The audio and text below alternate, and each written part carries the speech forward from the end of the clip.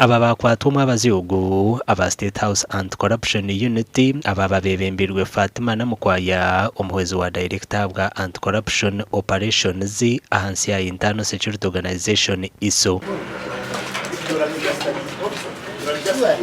Aba babanza babuze ubw'akasyo n'agahindo aharika bari Municipal Council main hall.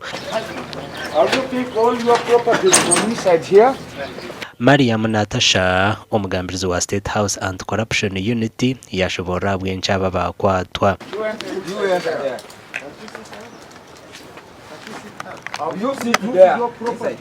Ekitongole kya State House Anti-Corruption Unit kikora hamwe na police bariyo mu districts za Kabare, Kanungu na Rubanda. Haza turiyo tuchondoza aba ingyiniya bana aba harimu otika David Ogunwota office engineer mu Rubanda district ogu akaprovinga project ya mizi worth 6.2 billion already 600 million za spending radiant project konka amidst Garho tine water source yeta tank is there konkatalho water source. So Elmate umugambirizi wa polisi muri Kigezi yaireka ngo aba bari ha polisi ya Kabare bitunu babasa kurara babagumizemo muri Kampala okushobora birenjeraho.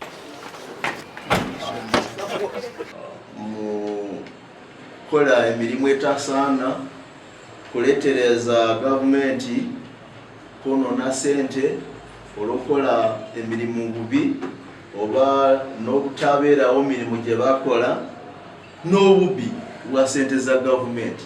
Omurutaya y'urwa State House Economic Monitoring Unity bamuha bakuraba bakagezaho okwehozaho bitu minister kurebuze by'enkora ya government tarashemerirwe akweshoboraho kwabo. Between February and June, when the man was returning back, he had to reach and do a percentage.